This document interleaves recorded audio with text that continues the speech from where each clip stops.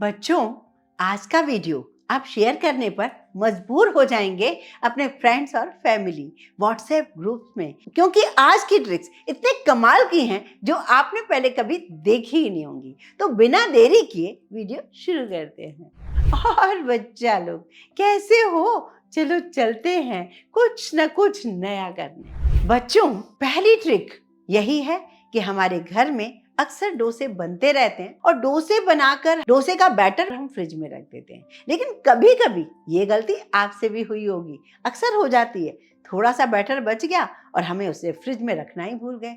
अब वो बैटर खराब हो चुका है। उस खराब बैटर का क्या यूज करें? चलिए वीडियो के अंदर देख लेते हैं। हमारे घर में सिंक तो होता ही है, वो स्टील का होता है, तो बस उसे खाली कर दीजिए। ये डोसा बैटर जो आप फेंकने जा रहे हो खट्टा हो गया है, उसको पूरे सिंक पर लगा दीजिए। लगाने के बाद 10 मिनट बाद आप इसे किसी भी ब्रश से थोड़ा रब कर लेंगे। जो भी स्टेन होते हैं, जो भी दाग होते हैं, वो सब निकल जाते हैं और बिल्कुल चमक जाता है। ये ट्रिक बच्चों आजमा कर देखिए।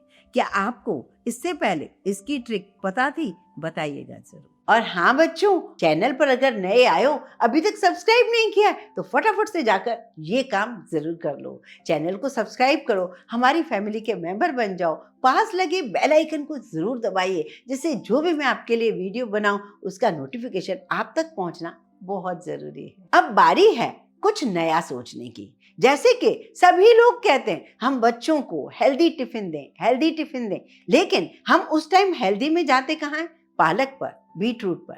बच्चों को किसी भी तरीके से जरूर खिलाइए, भले ही उन्हें मैश करके पका कर रोटियों के अंदर डाल दीजिए, लेकिन बच्चों को खिलाइए जरूर, क्योंकि उनकी इम्यूनिटी को बढ़ाने का यही एकमात्र तरीका बचा है। अब हमारे पास सवाल ये उठता है कि अगर हम पालक को यूं ही बॉईल कर लेंगे, उसके सारे न्यूट्रिएंट्स खत्म हो जाएंगे, उसका जो ग्रीन कलर है वो बेकार हो जाएगा। तो क्या ऐसा प्रिकॉशन लें जैसे इनके कलर एज इट इज मिले? अगर आपको पालक का ग्रीन कलर मेंटेन रखना है तो इन 3 बातों का जरूर ध्यान रखें। वो ये कि जब भी उसे आप उबालें, अगर किसी भी वजह से, मतलब कच्चा खा रहे हो तब तो कोई बात नहीं। अगर आप पालक पनीर बना रहे हो और पालक को उबालना चाह रहे हो, तो उबालते टाइम एक छोटा सा पिंच आप पालक के पानी में मीठा सोडा डाल दें। 1 पिंच डाल देंगे तो उसका कलर एज इट इज रहेगा। दूसरी चीज, पालक को जब भी आप उबाल रहे हैं कभी भी उसे ढके नहीं, उसे खुले में ही उबालें। अगर ढक रहे हो तो उसका टेम्परेचर बढ़ जाएगा, जिससे वो पालक काला काला पड़ जाएगा। आपने नोटिस किया होगा,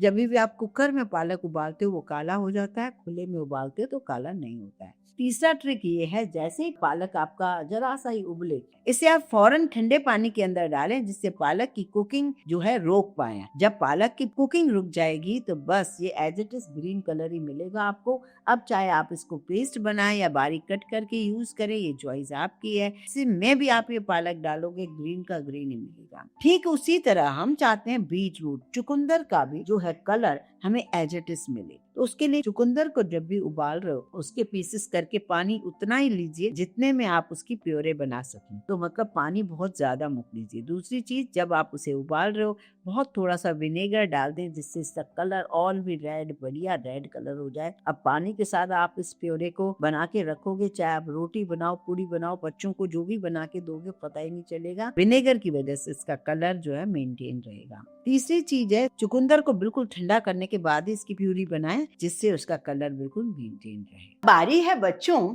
हमारे घर में शिमला मिर्च तो आते हैं और सर्दियां जैसे ही शुरू होती हैं हमारे पास शिमला मिर्च सस्ते भी मिलने लगते हैं। ऐसे में हमें लगता है सैलेड में भी डालें और सब्जियों में भी डालें, लेकिन ये हमें पता ही नहीं होता है कौन सा शिमला मिर्च हम सैलेड में यूज करें, कौन सा शिमला मिर्च हम सब्जी में यूज करें। तो चलिए, नहीं जानते हो तो सुन लीजिए। जब हम भाजी वाले से लेते हैं तो हमारा ध्यान सिर्फ उसके फ्रेश है कि नहीं है, ये इस पर जाता है, या हमें शेप छोटा चाहिए, बड़ा चाहिए, इस पर जाता है।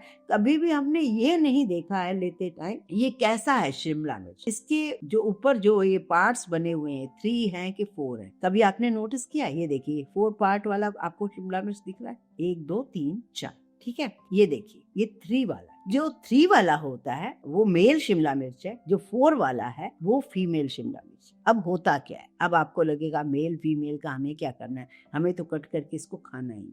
अब मैं आपको आज एक राज की बात बता देती हूँ। अगर आप सब्जियों में पकाकर यूज कर रहे हो तो 3 वाला जो है वो आप यूज कर सकते हो। अगर आप कच्चा कहीं यूज करना चाह रहे हो, जिसको कम पकाकर खाते हो, जैसे सैलेड में या कई चीजों में, तो उसमें आप जो 4 वाला पार्ट है उसको लीजिए। फीमेल वाला जो होता है वो थोड़ा मिठास होती है उसमें। 3 पार्ट वाला जो मेल वाला शिमला मिर्च होता है वो कड़वाहट ज्यादा होती है। हम सभी जानते हैं बच्चों, बहुत सारी बीमारियां बिना पूछे हमारे घर में आ रही हैं, जैसे कि थायराइड। उसका कुछ पता ही नहीं।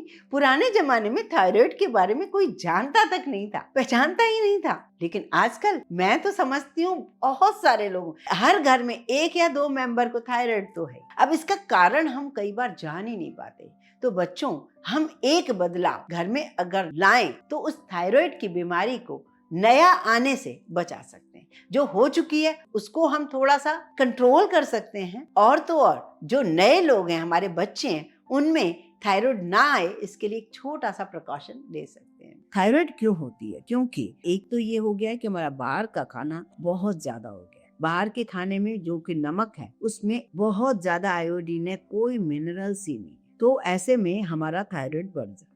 किसी से पूछ लिया या डॉक्टर ने बोल दिया तो हम क्या करते हैं, हम उस नमक को घर में बिल्कुल हटा देते हैं और हम क्या लेते हैं, सिर्फ सेंधा नमक, फलारी वाला नमक, वो लेना शुरू कर देते हैं। अब होता क्या है, जो फलारी नमक होता है उसमें आयोडीन की मात्रा ही नहीं होती है और उसमें सिर्फ मिनरल्स ही होते हैं। हमारी बॉडी को आयोडीन भी चाहिए एक सीमित मात्रा में और मिनरल्स भी चाहिए। तो हमें क्या करना चाहिए, आज मैं आपको बताती हूँ। देखिए, आपको क्या करना है, उतना ही इक्वल पार्ट में आप नॉर्मल नमक लीजिए, उतना ही इक्वल पार्ट में आप सेंधा नमक लीजिए। दोनों को मिक्स करके एक जार में भर के रखिए। अब आपका हो गया ये परफेक्ट। इस तरीके से अगर आप छोटी छोटी बातों का ख्याल रखेंगे तो बहुत सारी प्रॉब्लम्स को आने नहीं देंगे। बच्चों, अब एक और ट्रिक बताती हूँ। दिवाली की सफाइयाँ तो हो ही रही होंगी, और सबसे पहले जो तंग करता है हमें वो होता है किचन। बहुत सारे किचन के ट्रिक्स, बहुत सारे मैंने किचन की सफाइयाँ करते हुए आपके साथ वीडियो बहुत सारे बनाए हैं। अगर आपने नहीं देखे तो उन्हें ज़रूर देखिए, आपको बहुत हेल्प मिलेगी। आज एक छोटी सी ट्रिक लाई हूँ। अक्सर हम कांच के जार में ऑयल रखते हैं, ईजी होता है, कन्वीनियंट होता है हमें यूज़ करना। ये मोटा, इसका बड़ा मुंह है तो चलेगा, पर किसी किसी जार का ना, बॉटल का पतला मुंह होता है। तो ऐसे अगर हम कांच में हम ऑयल रखते हैं, अब उसको हमें साफ करना भी पड़ता है। साफ जब हम करते हैं तो अंदर वो उसके ब्रश जाता नहीं है। तो ऐसे में उस ऑयल वाले कंटेनर को कैसे साफ करें सही ढंग से, आज इस वीडियो के अंदर देखिए। तो हमें करना क्या होगा, इस बॉटल में पहले तो जो ऑयल वाली बॉटल है थोड़ा सा पानी डालकर आप इसका पानी हटा दीजिए। उसके बाद आप क्या कीजिए, इस बॉटल में जिसका मुंह बहुत छोटा है, ब्रश नहीं जा सकता, थोड़े चावल के दाने डालिए, विनेगर डाल दीजिए और थोड़ा डिटर्जेंट डालिए। फिर आप इसको जब साफ करोगे, कटोरी में मैंने निकाल दिया, इसी से आप दूसरी बॉटल भी साफ कर लीजिए। आपकी बॉटल बिना ब्रश के भी चमक उठेगी, साफ होगी, क्योंकि ये जो चावल के दाने हैं आपस में टकरा टकरा के विनेगर के साथ और डिटर्जेंट के साथ ये बिल्कुल साफ कर देते हैं पतली बॉटल भी और जो छोटे मुंह वाली बॉटल, और बिल्कुल बढ़िया चमक सी जाती है। तो कुल मिला के बच्चों, खूब सारी ट्रिक्स आपके साथ शेयर की हैं, उन्हें देखिए और जितना हो सके उन्हें फॉलो कीजिए और बहुत सारे प्रॉब्लम्स को सॉल्व कीजिए। बच्चों, मेरे वीडियोस से अगर आपको थोड़ी सी भी हेल्प मिलती है तो प्लीज़ लाइक करने में बिल्कुल भी मत चूकिए, और जितना हो सके इन वीडियोस को शेयर जरूर कीजिए, जिससे होगा ये बहुत सारे लोग इस बारे में जान पाएंगे, अपने ढेर सारे पैसे भी बचाएंगे।